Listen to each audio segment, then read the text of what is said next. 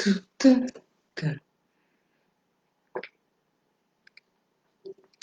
hello, hello, everyone, and welcome to Financially Lit Tuesday. Yes, I'm definitely excited to be back. I know that you all missed me last week, but it's all right. We're hopping back in there. So today is kind of like a double hitter. Right? Today is going to be a big day because we're not only talking about the marriage CFO, we're also talking about prenups today. So definitely making sure we hit on those financial topics. It's the month of February, the month of love, relationships, just a lot of, all in the atmosphere, right? But we want to also make sure that within these relationships, we are thinking about the financial aspects as well. Love is, of course, a beautiful thing. But we also want to make sure financially that we're straight, because one of the biggest reasons why marriages end are because of the financial aspects, right? The financial reasons. So to mitigate that, why not make sure that we're talking about those things? That's a topic of discussion. Hey, who should be in charge of the finances in the home? Hey, like, what should we do? Should we have a separate bank accounts? What are the things to do when you're in a relationship to make sure that essentially you're kind of going about it the right way or a better way to make sure that financially, as a family, y'all are good, right? So definitely making sure that I hit on those notions. Give me 1 second while I go ahead and share this on Facebook, and then we're gonna go ahead and get it popping. So go ahead and hit share. Let me know that you're watching. Go ahead and hit the watch party. Yes, that's what it's called. The watch party. I be forgetting I have this on sometimes. My glasses, because it just helps me see, right? So definitely everyone just go ahead and hit the watch party. Let everyone know that you're tuning in to Financially Lit Tuesday, right? With Grandma Financial. Awesome. Before we hop into the topic, I'm just going to do one thing and then we're going to get it popping. All right. Awesome. So first things first, I'm going to go over the prenups, right? I want to go over the prenuptial agreements first, because essentially we're talking about the marriage CFO today, right? That's like the big topic, but we're also talking about prenuptial agreements, and what do they mean? So before you get into a marriage, what's the big talk around prenup? Should I be getting a prenup? People almost like feel scared to say, hey, maybe we should sign a prenuptial agreement before we go into the marriage. It's not a bad thing. It's just an agreement, right? So it's just an agreement that says, hey, if we were to get a divorce, these are the things that are going to be put into place, so that it could protect anyone's asset. If you have children from a different partner, then to protect their inheritance as well. So really laying out, hey, what is all encompassed in this marriage? We have assets that we're coming into the marriage with. What do we do? Yes, you don't really go into a marriage thinking, yeah, we're going to divorce one day. But at the end of the day, divorces happen. They happen, right? So to make sure that, hey, like in case of a divorce, at least we have some kind of guideline to help smooth things along, because divorces can get really messy and very expensive, really quick, right? Because feelings are involved, so having that agreement put in place could also alleviate that aspect as well, because it's like you're already dealing with so much, a big split up, and then you have to deal with, hey, assets, and then the kids' inheritance and things like that. So having to alleviate that, or decrease the amount of stress that can bring on. Hey, Nicole makes moves, and Trey. Hey, Trey. And hello everyone on Facebook. Go ahead and hit share in the watch party. So what is a prenuptial agreement, right? It, like I said before, it helps protect those assets that when you're going into a marriage, right? A marriage at the end of the day is an agreement. It's a contract, right? So beyond the lovey-dovey stuff, right? At the end of the day, you both are signing on a dotted line. Hey, we are doing this, that, and third. We are an entity together, right? So now you are no longer being looked at as Wadleen Charles, a single individual. Let's say I was married, right? So Wadleen Charles, a single individual. Now you're looked at. I would be looked at as Wadleen, whatever, as a joint party, right? So that's essentially what the marriage do. So when it has to do with taxes, when it has to do with debts, things like that, you are now a union. So that plays a big role too, especially with marriages that go into a marriage and maybe one partner has a huge sum of debt. Maybe they have like $200,000 worth of debt, and you're like, we're married, I love this person, but you don't want to inherit half of their debt, right? So you want to make sure, hey, Ori, you want to make sure you're not inheriting half of their debt with you, right along with you. So that can be a thing that can be placed in the prenuptial agreement as well. So you want to protect your assets. If you're going into the marriage with a house, if you're going into the marriage with maybe a huge lump sum of money, you want to protect those assets, even though, like I said, going into the marriage, you're not looking at, oh my gosh, one day we're going to get a divorce, right? But you should still go into it knowing, what if, like, hey, if it were to come to this, like, what's going to happen, right?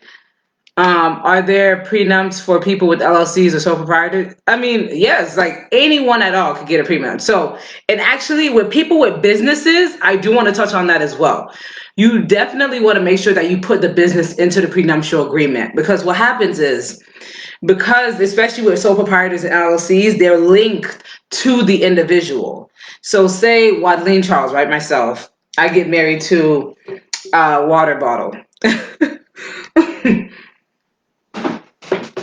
So Wadleen Bottle, right? So Wadleen Bottle is like, now we're together, but like Grand Rev just made $5 million. Now Wadleen and Water Bottle are about to split.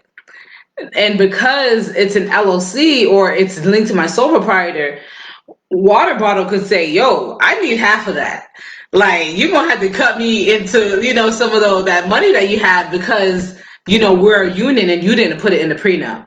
So essentially, I'm stuck having to pay alimony, or having to say, okay, I guess I have to give you a portion of what. Yeah, right, with my power shake. Thank you, Preston. Or I have to say, like, I have no choice but to go ahead and give that person a portion of the business, of the earnings and things like that, in order to, separate. So definitely, if you have a business, protect the business's interests by making sure that you're putting that in the prenuptial agreement.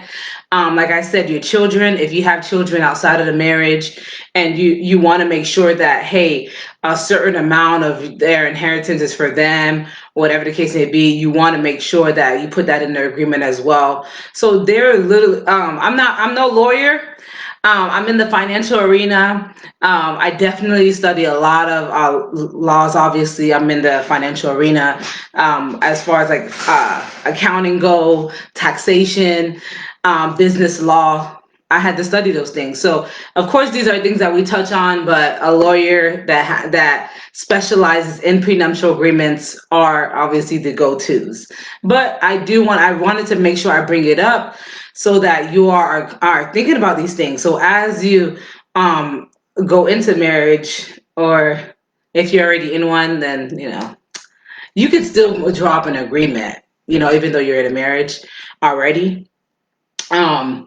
But as you go into a marriage as well, this is something that you can bring up. It's not something I like. It gets such a bad rep, but it's really not a bad thing at all.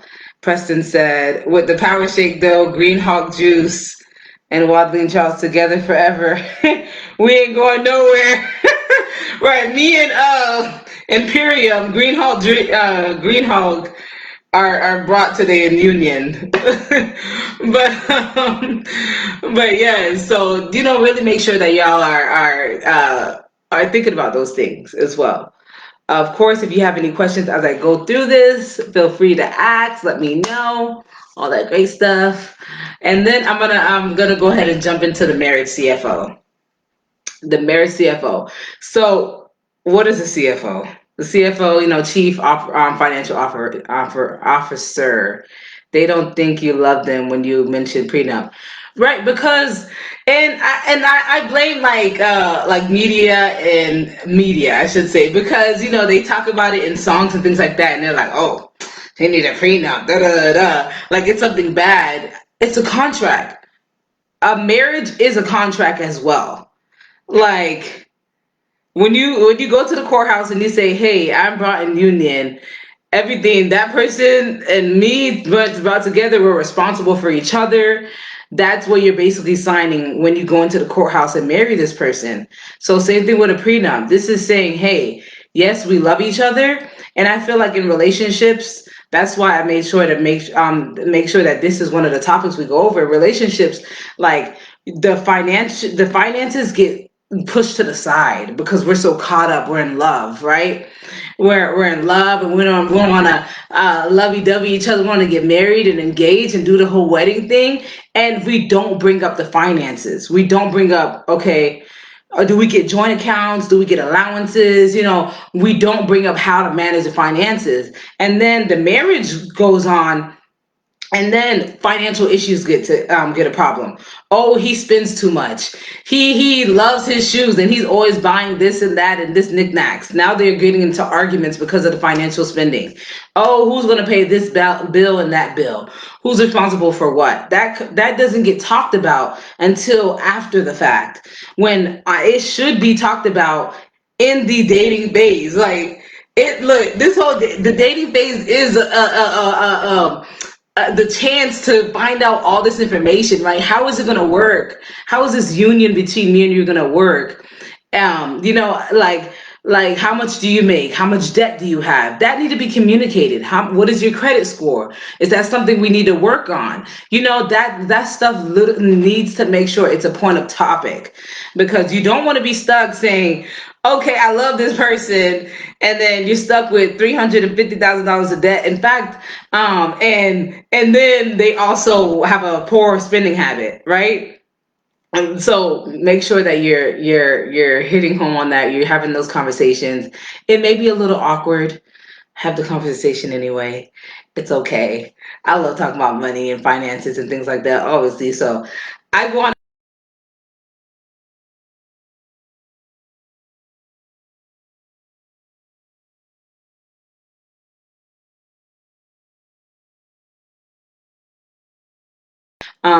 if they're serious about moving forward with you and going to the next level, then it shouldn't be an awkward or weird conversation to have, right?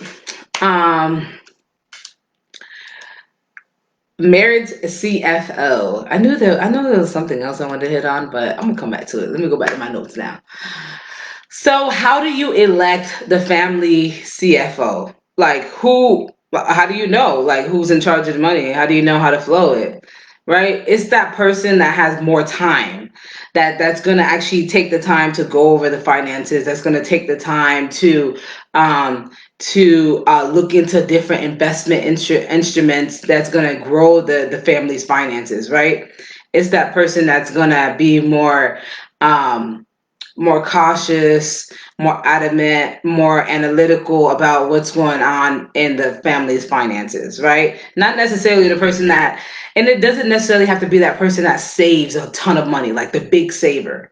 Because just because you're a huge saver doesn't mean you're doing what's best for the finances, right? But also, like, I'm not saying, oh, hand over the finances to someone that's irresponsible with their spending. My wife and I talked about it before we got married. We ended up not signing one. Our marriage counselor agreed it was a good thing to bring up. My wife takes reins of that. Me with math is, ugh. Okay, yeah. That's great. That's awesome. See, like, exhibit A, Trey's over here married, right? So they made sure, hey, we're in counseling, which I think it's so beautiful. Of course, I know I'm not married, right? I haven't been married, but I think it's beautiful when couples, make sure they take the time to go through marriage counseling before they move forward with the marriage, right? So during marriage counseling, they talked about, hey, how are we gonna do this finance thing? Like, how are we going to handle all this, right? Have the conversation. It is very important. And even though they agreed, hey, we're not going to do the prenup, that's okay. Whatever both of me and you do together, that's just what it's going to be. And that's cool and that's fine. But let it be a mutual agreement. You don't want to have any resentment, any hard feelings, or anything like that. Make the decision together or be like on the same page when making the decision to make it a lot smoother. And then as far as math go, yeah, and the person that, I mean, you don't have to be great at math, but the person that's okay with looking at these numbers, right? Because making sure that you know what's going in and out of the accounts and realizing, hey, um, AT&T charged me an extra $5 this month. What's going on? Because eventually they're charging you an extra $5 every month. Now that's $60 for the year. Over the course of 10 years, they just got $600 from you, by just charging you an extra $5 every month. And I'm just giving an example, right? Now they got $600 of your money where they doing the most. They making money off of that. When, you could have kept that change and did something with your $600. Example. Um, so the marriage CFO or family CFO, they're the one that's, hey, coming to the family. They said, hey, what is our goals? What are our financial goals? They're gonna say, hey, my husband's debt is this, my debt is that. We have this amount of money coming in. Okay, put it all together. Where do we see ourselves? And then now we're gonna build some goals to actually get there, right? So the family CFO is on it, right? So they see they both spouses, of course, see the goal, right? They see the vision, but it's that the CFO is making sure that those little goals, those little steps are getting hit. Those financial steps, like, hey, babe, we spent $300 already on eating out this month. Let's go ahead and dial it back because we know we got to do this and that. We know we want to go on vacation to wherever, right? So that's going to be the CFO. They're owning these goals, they're on it, right? The other part is managing the plan. It kind of goes hand in hand with those goals, right? So yes, you have the goals, but create a plan on how you're going to accomplish those goals, right? So we know we have to do this, that, and the third. We know that, hey, and keep it on track. Make sure that you're constantly keeping the family on track, right? And then keep communicating. Communication obviously is a big thing in all aspects, in all relationships, all that good stuff. Communication is huge. It's always something that didn't get communicated properly, even in business relationships, right? And then keeping the eyes on the prize, making sure that, hey, even if we fall a little bit off track, we're back on track. So it's that person. That's how you're choosing your family CFO. That's how you're choosing the person that's going to go ahead. And it doesn't have to be a power struggle or a power tip, like, oh, that person has some kind of like hold on me because they're managing the finances. No, this is a joint union, but that person is going to be more adamant, more diligent about tracking the family's finances, right? Oh, yeah, I'll be getting thirsty. When do? Okay. So the other thing is accounts, right? How do you set up your accounts in relationships, well, in marriages? Because if you're not married, don't go opening joint accounts and stuff. That's wild. like, but if you are married, yes, joint accounts are great, but you also should have your individual accounts as well. And your individual accounts, even if you're saying, hey, we're gonna go ahead and deposit our paychecks or whatever into this account, and then you receive $500 allowance, and you do whatever you want with it, right? And then you receive $500 allowance to do whatever you want with it. Those methods, like those, tend to work very well in relationships because I don't have to worry about water bottle, like spending over here buying 50 pairs of shoes with his $500 because that's his money. Like that water bottle, that's your money, do you? But and then me, what I want to do with my money, if I want to go and like, hey girl, we going out to brunch and then we're gonna splurge the whole $500 on brunch, then do you? That's what you did with your allowance this month. That's what you did. But that helps with having to being able to feel free and having ownership of, your bucket of money without having to necessarily check in and be like, hey, what do you feel about me spending this amount of money, or how do you feel about this expense? Where so both people have their allowances and you're still on track and you don't have to worry about, oh, they're doing this and you feel some type of way about this spending. Right? um Things that you should do as the family CFO, right? So that person is making sure that you're saving. Yeah, saving is still a big thing. Where you're saving is a huge thing, but also actually saving, right? So making sure that, hey, like we're putting aside two, three, 500, whatever, 10% of our earnings at least into doing this so that we know that we're on track. So we know that at all times we have $1,000, $2,000 in our emergency fund. If anything were to happen, we can dig out of there and then replenish it, right? So we're good, we're okay. And then we know in our vacation fund we have this amount. We know in our retirement fund we have this amount. So you should constantly be saving. If you have children, you have them in the 529 plans, the college savings plans, and those plans don't necessarily have to be used for traditional universities anymore. It can be used for higher learning. So definitely, if you have children in your, definitely look into those 529 plans, tax advantage. Setting up your IRA accounts, your Roth IRA accounts, things like that. Like, hey, so that we're good as far as retirement, your life insurance plan, all those saving instruments that you're implementing those into the family. And then investing wisely. Right. I say this cautiously because there's so many different ways to invest. Literally, you can invest in anything. If it's even a business, if it's stocks, if it's currency, real estate, whatever you want, whatever your heart desires, you can find a way to invest in that. But it's whether or not you're investing in it wisely, right? So making sure that you're researching whatever you're investing in, the tax implications on whatever you're investing in. How do you pay the least amount of taxes, right? We meet with clients all the time to make sure that we create a tax strategy. So I have clients that go, hey, I'm thinking about, purchasing this house and selling it in 5 years. How does it look like as far as taxes go? That's how you go into investing with a game plan, y'all. Look at the tax implications. Look at, what's your take home, right? If you're going to invest in something and you don't know what the end game is going to look like, then you're doing it wrong. So make sure that you're looking at, hey, what are the tax implications on it? How much time is it going to take me to grow this investment? Hello, coldest in the South. Hello, everyone on Facebook as well. I appreciate y'all tuning in.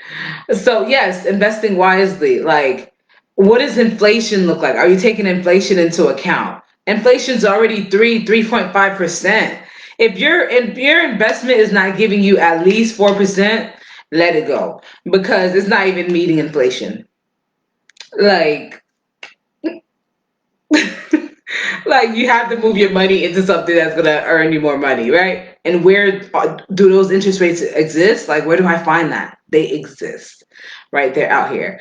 Um, they're definitely out here.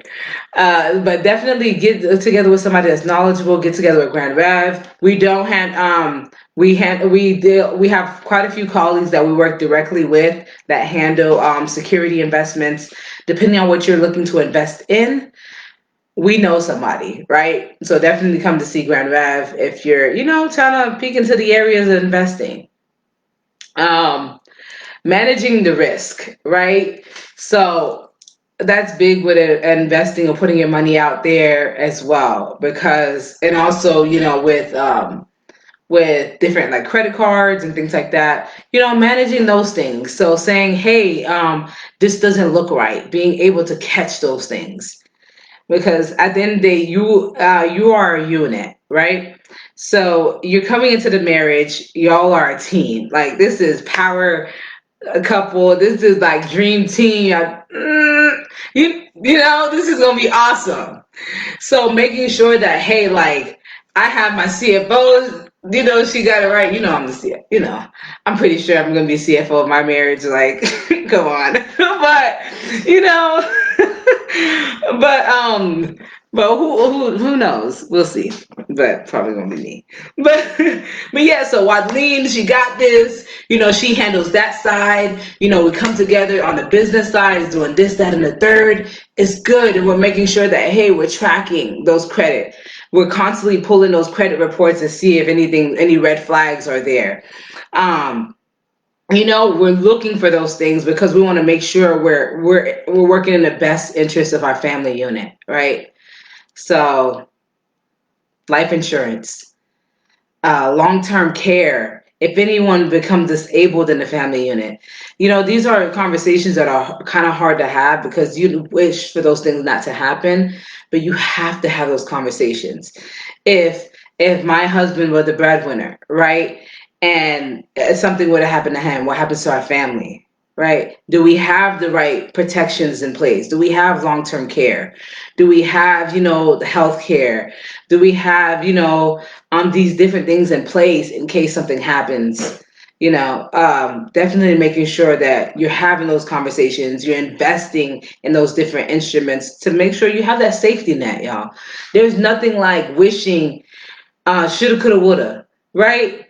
There's nothing like that, because these are things that, man, I need to have, or I should have put in place, and you did it. And then when you need it, there's nothing like you needing it and not being able to have it, or you needing it and it be too late, because now it's 20 times the amount to get life insurance or to get long-term care, or you don't even qualify for long-term care anymore because you waited too long, or you waited after the accident, whatever happened. So definitely making sure we have those. Of course, we feel like we're invincible. We could take it all. We're working out, we're doing our thing, but stuff happens, right? So make sure we're having those conversations. We're mitigating those risks, because yeah, stuff happens, right? But we want to mitigate the risk. There, like, zero risk don't really exist, but we can keep it low by making sure we have different things put in place, right? So that's with our lives, that's with our finances, our investments, every aspect. Yeah. Any questions, y'all? Ooh, this is such a cool topic today.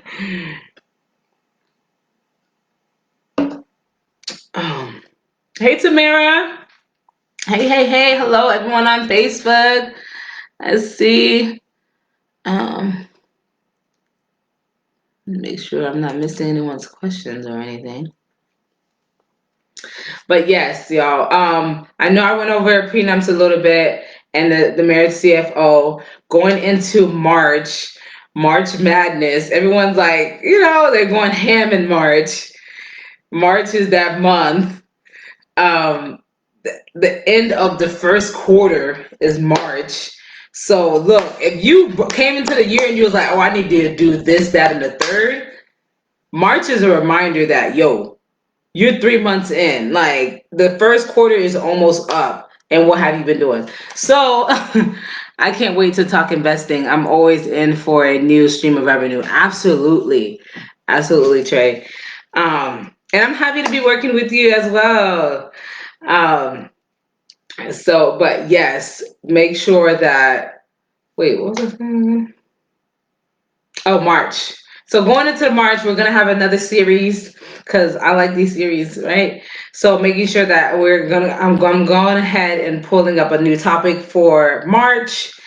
I know we didn't do Wealth Up for this month, but we will have one for March as well. And then for taxes, of course, you could definitely come in to Grand Rep Financial. If you have any questions, feel free to ask us. Uh, any of our team members, whether it's Chavez, George, Pierre, Jocelyn, any of us, we're not very knowledgeable about taxation, went through the training. So you really, if you have any questions at all whatsoever, feel free to give us a call. We can also be reached via email, info@GramNet Financial, or you can shoot us a text, because I know everyone loves texting. And Jocelyn doesn't mind it either. So 904-479-8838. And yeah, y'all, that is it. I'm gonna go ahead and end this live. It will be available on the YouTube channel, Sipping Wealth. Sipping Wealth, we're still building out that platform, and definitely going to be great. But we do have that YouTube channel, so all the lives that we've done in the past, the one today, are on the YouTube channel. So if you're like, oh shoot, did she talk about this? I probably did. But you can definitely find those topics on the YouTube channel. And if it's something that you like, oh shoot, I really hope that she talks about this, go ahead and send a DM. Or if you're like, oh, if she brings this person on the live, that would be really cool. You can go ahead and do that as well. I will be heading over to Clubhouse at 7 o'clock. We have a room dealing with money management. So definitely join in that Clubhouse. I'll share the flyer on the story, Instagram story and Facebook story, and then on the post as well. So you can join on to that discussion in Clubhouse. With inflation on the rise, the more money being printed, people are looking for other forms of decentralized currencies. Do you believe Ethereum going to hit 10K, like they say? I heard of their currencies. I believe they are. Because yes, we are moving towards different forms of currency, especially because the US dollar is this like going down, but it also brings some worries there as well, because they don't want the US dollar to go down too much because it hurts the economy. So figuring out a way, of course, we're due for a correction, right? So we're due for a correction in the coming years. It's going to happen at some point in time. Is it going to happen tomorrow? No. Is it going to happen this year? Most likely not. But we're definitely due for a correction that's going to help kind of level up the economy a little more. But yeah, so as far as currency is concerned, I do feel like we are moving towards it. A lot of banks have incorporated cryptocurrencies as well. Not a lot. It's probably about four major banks have incorporated cryptocurrency at from what I've seen last. So that should be interesting. And then that business as well, that currency or business, their business, they seem to be moving. But it's very volatile. But yeah. It should be interesting. I have cryptocurrencies as well. I invested in a couple, and they're doing quite well. Today was a not so good day. That's probably why my face is like this. Today was a little rough, but of course it's volatile. I'm sure it's gonna go back up. Which today's not a good day, which I'm gonna put more money in because it's not a good day, but I'm sure it's gonna go back up because I was waiting for it to go down so I can get back in. Because I'm like, oh, I don't want to go in when it's too high. But yes, that is it, y'all. I'm going to go ahead and end this live. If you have any questions, like I said, feel free to reach out to Grand Rev Financial. You can see us at grandrevfinancial.com, book a call, check out our website, get more information on the company, how we can help you, all that amazing stuff. I will see y'all next Tuesday for another episode of Financially Lit Tuesday. I can't wait to hit episode 50, y'all. I'm almost there. I'm like at episode 40, so that's very exciting. But I'll see y'all next week. Good night. Okay.